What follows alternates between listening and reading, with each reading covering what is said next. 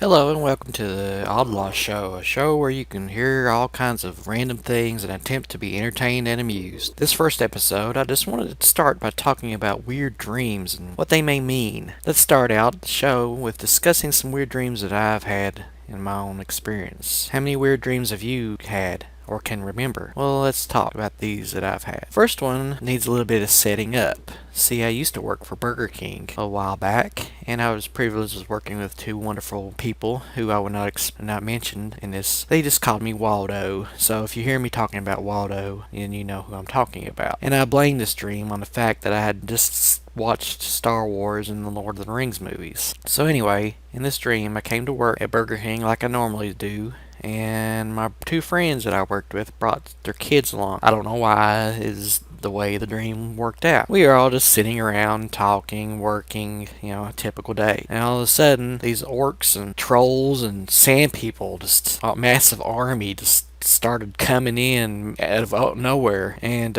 we just started making defensive barriers out of bread racks. Now, I don't know if you know anything about bread racks, but they're just made out of plastic. So we took those bread racks and built a barrier between us and the army that just kept on coming and coming and coming, wave after wave. We built our barrier back at the store where a milkshake machine is. Now, this area is probably, 10 feet wide by 10 feet, not even probably that, and on each side of the machine was a wall, and we just decided that was the most defensible place. So we built our bread racks as high as we could see and couldn't see above them. It was crazy. And one of the kids, I don't know who, brought bows and arrows with them, but anyway, we just started firing over top of this massive wall that none of us could see over, and that we didn't even know if we was hitting anything. And I was panicking because I thought we were going to lose horribly. I was screaming that I couldn't hit anything and how we was going to get slaughtered. One of my friends, I don't remember which one, just grabbed me and started shaking me and said, "Waldo, shut the heck up and start firing before we get overwhelmed." And then my friend slapped me, and that's the part when I woke up. Well, I decided I was going to look around and see if I can analyze this. And now, I know things like these are just for entertainment,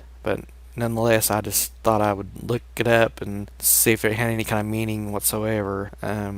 But this is what I was able to figure out. To dream that you are in fighting indicates some kind of inner turmoil, some kind of aspect within yourself is in conflict with another part of yourself. Perhaps an unresolved or unacknowledged part is fighting the right to be heard. It may also parallel a fight, a struggle that you're going through in your waking life. If you're fighting to the death, it may refer to acknowledge some waking conflict or inner turmoil as well. You're unwilling to change your attitude or habit. See armies symbolizes overpowering force working against you. You may feel outnumbered or pressured and are unable to deal with any kind of situation. See bows and arrows represents a combination of the male and female energy. It may refer to libido or sexual desire. It also may symbolize anger, aggression, or tension. It may also be a metaphor that you're aiming for perfection. And to see like the bread tower and signifies high hopes and aspirations, and it could also mean the male genitalia. So pretty much I was surfing inner turmoils and conflict and fighting for my life. I was refusing to acknowledge some of the conflict or the turmoil. I felt the forces were working against me and outnumbering and unable to deal with this situation. I don't think it had anything to do with sexual, so I've ruled that out. But I just mentioned it because I thought it might be funny. I think I was having the dream because maybe I was possibly angry and tense because I was unable to face turmoil and not knowing how to deal with it. What I may have been mad at, I have no clue. I could be wrong, however. Maybe I secretly just wanted to fight an endless horde of monsters and ended up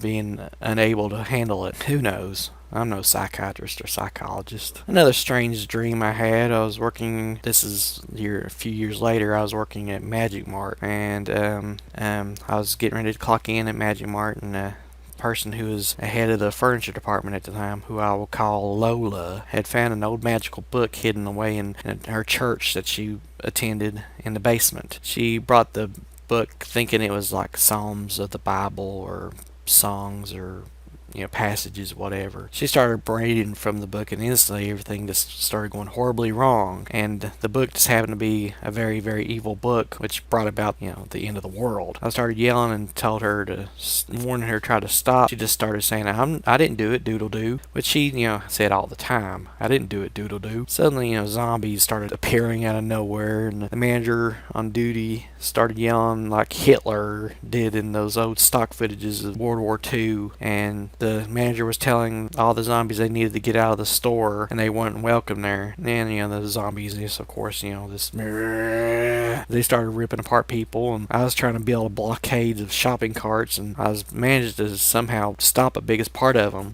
During all this mayhem, one of the other managers burst through the entrance and came over to the dying manager who was being ripped apart, and this manager, who I call Fatty McFatterson, started screaming, "I know this is my day off, but I love this place so much, and I decided to come in." And she didn't see some of the zombies, and they, of course, started, trying to come over there to her. And meanwhile, over at one of the cashier's lines, there's this guy who was running it, and we just call him Bernard. And zombies came up to him and started, doing their typical brains. And Bernard looked at the zombie and was like, "I don't know if we carry those, but I'll page and ask." He picked up the pager and started paging to the back, but before he could, of course, he was attacked and started being eaten by the zombies. I was killing zombies left and right, managed to get my hands on the book that the Lola had, and told her, "Now look what you did. Why did you do this?" And she goes, "It's not my fault, doo-doo-doo." And one of the other guys pulled a shotgun from behind his back, said, "It's never your fault," and shot her. And that's when I woke up. I don't know. It was too hard to analyze, so I tried to find the inner meaning by looking this up again. I've already discussed the fighting means inner turmoil, and fighting for my life. I was refusing to acknowledge some of the conflict or turmoil I was facing in my life. I guess I have a lot of inner turmoil. Or dreaming about being attacked by zombies indicates you're feeling overwhelmed by forces beyond your control. You're under tremendous stress and waking life. Alternatively, the dream could represent your fears of being helpless and overpowered. Again, I'm being overwhelmed, and for this, I am under stress. I also decided to see if there's any reason but the blame Lola was trying to blame everyone else in this. From what I could figure out, being blamed for something suggests that you're feeling powerless and helpless in your waking situation. Apparently, I have all kinds of issues about being powerless and overwhelmed. I've always had these feelings in my life, I guess. These dreams are just maybe my way of dealing with doubts in some way. And finally, the third dream it's kind of short, but I was in my house with my family, and all of a sudden zombies started bursting out of the floors. Seems like I have a lot of recurring themes in these, don't I? This happening in my dream reminds me of the video games like Castlevania or Ghouls and Ghosts, where monsters just pop out of the floor. This just keeps happening and just keeps killing them. That was it. That was the dream. And when I woke up. So I went and analyzed this one, and I found out that zombies were symbolizing my overwhelming, of course, and under stress and being overpowered. And I then wondered about the zombies that were popping out of the floor, and I looked up floor to see your support system and your sense of security. You have a firm foundation that you can depend on. Or in your dream may also symbolize the division between the subconscious and conscious. So I have people I can depend on in my life. I wanted to see what dreaming of family was, and that could possibly mean security, warmth, and love. Also, it could all depend on, maybe I'm just over dependent on them, I guess. I don't know. Sure, whatever. What kind of dreams can you remember? If you have any weird dreams you remember and have had, if you get them analyzed, just feel free to share them. Well, anyway, that's enough of weird dreams. Let's change the subject. Groundhog Day was at the beginning of the month, and if you don't know about Groundhog Day, it's when everybody's favorite groundhog is dragged out and asked if we can go on to see another 6 weeks of snow, or we're going to get an early spring. Our favorite groundhog made a prediction saying we will get an early spring, but can he really be trusted? Supposedly this tradition of the Groundhog Day prediction started way back in 1886 or something, or around then, and as of 2016 the groundhog has made about 120 predictions, with an early shadow predicted 18 times, and as of 2015 the predictions have proved about 39% of the time correct. If this accurate perceived figure is correct, suggests that the traditional interpretation predicts should be revised. Groundhog Day is a celebration rooted in Celtic tradition that says if a hibernating animal casts a shadow on February the 2nd, pagan holiday of Imbolc, winter will last another 6 weeks. If no shadow was seen, legend says spring will come early. So instead of worrying about this little guy going to correct from year to year, I think I'm just going to sit down and watch Groundhog Day again next time or every day, which is a great movie. You should watch it. I highly recommend it. Also, this month in February, we know what the day everyone looks forward to, Valentine's Day. But of course, what I'm more excited about is the release of DeadPool. Yeah, the Merc with a Mouth made his big spring debut on Valentine's Day weekend, and boy was it a fantastically awesome movie. I won't ruin it with any spoilers. I'll just say that if you have not gone to see it, go see it. The regenerating degenerate blasted onto theaters near you somewhere after almost a 10-year wait, and it was well worth it. I highly recommend the movie for comic fans or anyone who wants to laugh or enjoy some great action scenes. Be warned though, unlike most comic movies, you'll have to probably seen this movie is not for kids. It's rated R and has lots of violence, language, and nudity.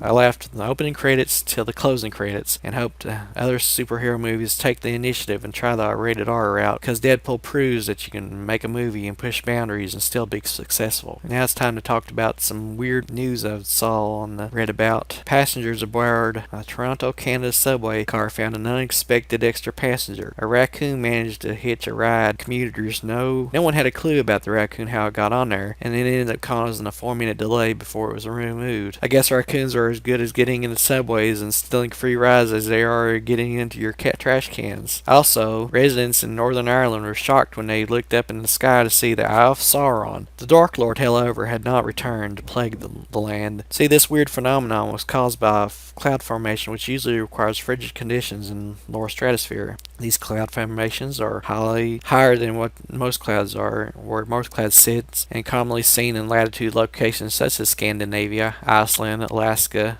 northern Canada. Well, that was a close call. I was going to start looking for the One Ring. And finally, students are going to have yet another excuse to be distracted and put off their homework as an online course called Naked Language. Created by a racist Spanish channel, this class teaches English while teachers appear completely in the nude. Hey mom, I'm going to go keep watching my English lessons. Just yell, I'm going to lock the door, just yell when dinner is done. If you want to suggest some topics, just feel free to write some in the comments below or contact me at my Twitter account, twitter.com/Odlaw1974. I would like to thank you for listening, and I hope you enjoyed this. Be sure to turn in next time for more odd things or more entertainment. Until then, always remember to be odd, because we're all a little odd in our own little way. Life is not fun unless you are a little odd, and I hope you have an odd day. Thank you.